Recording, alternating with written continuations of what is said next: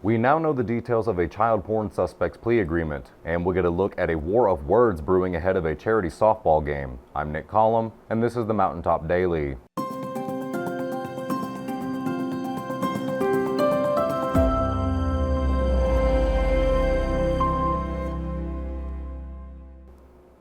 We begin with a story we first told you about last week. We previously reported that a Pike County man facing federal child porn charges is expected to enter a guilty plea next week after reaching a plea deal with prosecutors. Now we know the terms of that deal.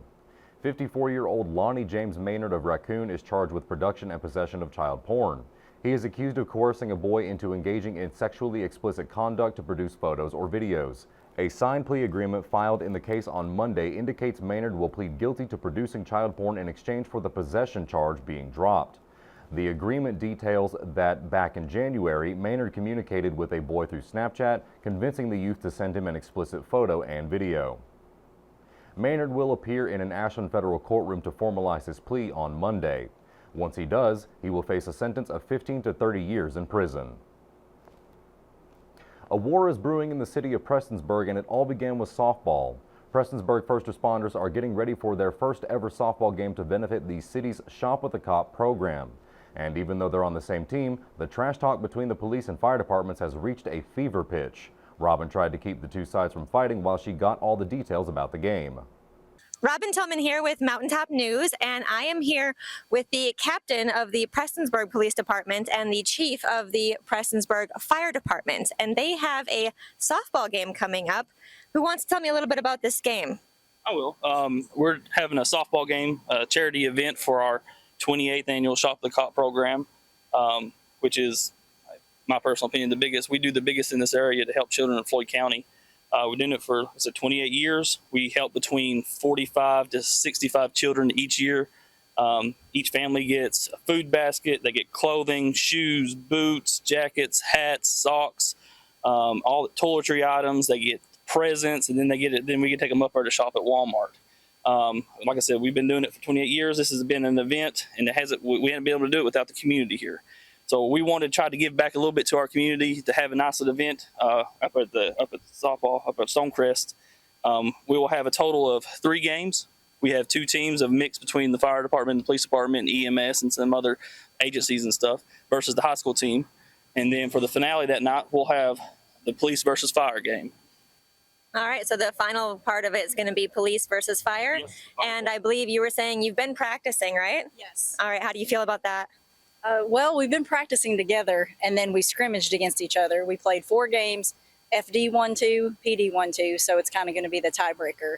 Ooh, so it's even right now. Even right now. Oh, do we have any thoughts, though, on who is going to take this competition? I mean, obviously the police department will. Do you have any rebuttal to that? Yeah, the fire department's got it. Do we need to settle any scores right now? I mean, is there any? We're going to let all of our talking, with the police department side, is going to let the talking do it up there on the game day. We let our actions show that. We're just going to show them who's boss and win that game. Luckily, they'll be able to run EMS up there. They'll have EMS up there for them. We're going to have wet wipes up there to get the glaze from the donuts off of their hands.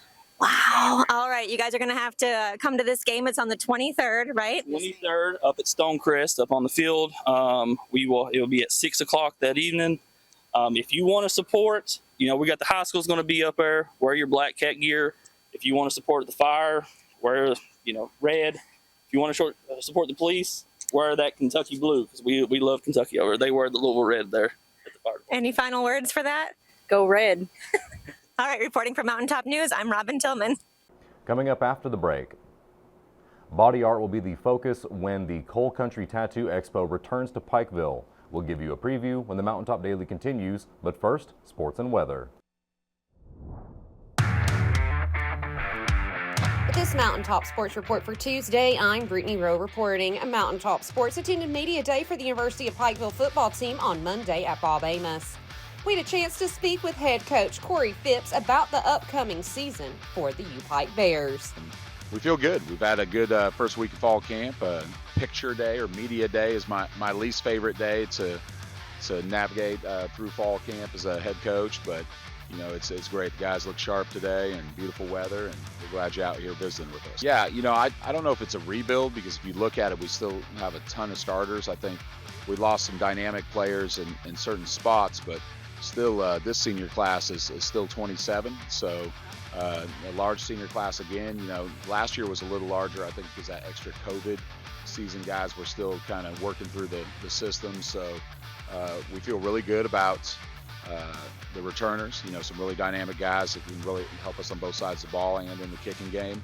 But then, you know, we flip around and we see the transfer portal and just the marketplace of collegiate athletics right now, putting some kids on our radar. We also had a chance to speak to local talent Landon Rowe about another season with UPike and having the support of Bear Nation. You know, it's going really well. Camp's been going great. We got a lot of young guys stepping up in some big spots for us, especially on the defensive side of the ball, with our secondary especially. So everybody's really excited to be back. You know, we went through our first week of camp this week. Everybody's really high energy and is ready to go. But yeah, Bear Nation, let's show out, baby. Let's show out. UPike will kick off against Georgetown on Saturday, August 30th at Georgetown, Kentucky. For the latest area high school and college sports news, remember to check us out at mountain-topsports.com or like and follow us on Facebook, X, and TikTok. Reporting for Mountain Top Sports, I'm Brittany Rowe. Have a great Tuesday, sports fans.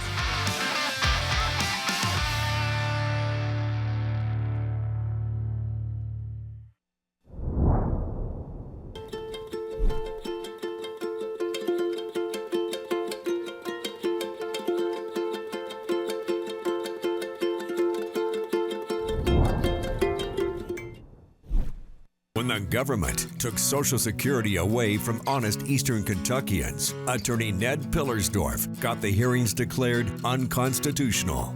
When the women guards were harassed at Little Sandy Jail, Ned fought back, securing a $1 million verdict at trial. And when the state tried to shut down Cordia School, Ned fought back and kept the school open. Attorney Ned Pillersdorf fights for the underdog, and he's ready to fight for you.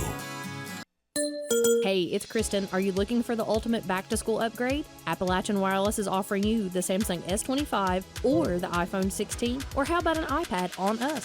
Sign up for an Appalachian Wireless Advantage plan or renew your line of service. Or how about just coming in to see how you can qualify? These are perfect for school, work, or play, but hurry. These deals won't last long. Visit your Appalachian Wireless retail location or visit us on the web at appalachianwireless.com. Because we are you, we are Appalachian Wireless.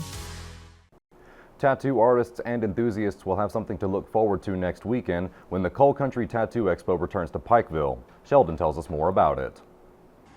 The first annual Coal Country Tattoo Expo will be taking place soon at the Appalachian Wireless Arena in Pikeville. Organizer and local tattoo artist Chris Walker told us more Tuesday. We're having a tattoo expo, first time ever in Eastern Kentucky at the Pikeville Arena up here at Appalachian Wireless. It was Joe and Josh have been really good to me about getting it lined out so we can do it. We've got a lot of artists, a ton of artists from different shops from around the tri-state. I have a few from West Virginia, a few from Ohio, Virginia, local artists. And one of the main reasons why we're doing this is to kind of give back to the artists. The bulk of the proceeds will be donated to the local backpack program and the organization Right Care of Kentucky, which provides help to children with speech and language disorders. We're raising money for the Right Care Act. It's in it's really big in Eastern Kentucky, and it's basically going to help a child with speech impediment problems. And the guitar that we're selling, we're going to donate money to what we call the backpack program because I belong to the lodge, and we try to help as many children as we can. Artistically, as tattoo artists, a lot of tattoo artists, and you'll have an understanding of this, we're almost like therapists. And one of our biggest things that we get to hear about is the children and trying to help children and do the best that we can for the children. Walker said there will also be raffle giveaways for a new Harley-Davidson motorcycle and a guitar signed by Rob Zombie. We're not only doing the tattoo convention, we're also having Earl from Time Warp. He's going to have one side of it, and it's going to be a bunch of comics, a bunch of artwork that's related to the nerdy side of where I absolutely love and touch. The expo will be from August 22nd to the 24th, beginning each day at 10 a.m. and will last throughout the day. Tickets for the event can be purchased through Ticketmaster. Reporting for Mountaintop News, I'm Sheldon Compton. That will do it for this edition of the Mountaintop Daily. Be sure to check us out at 6 p.m. every weekday on Mountaintop TV, the Mountaintop TV app, and the Mountaintop News Facebook page. With your Mountaintop Daily, I'm Nick Collum for Mountaintop News.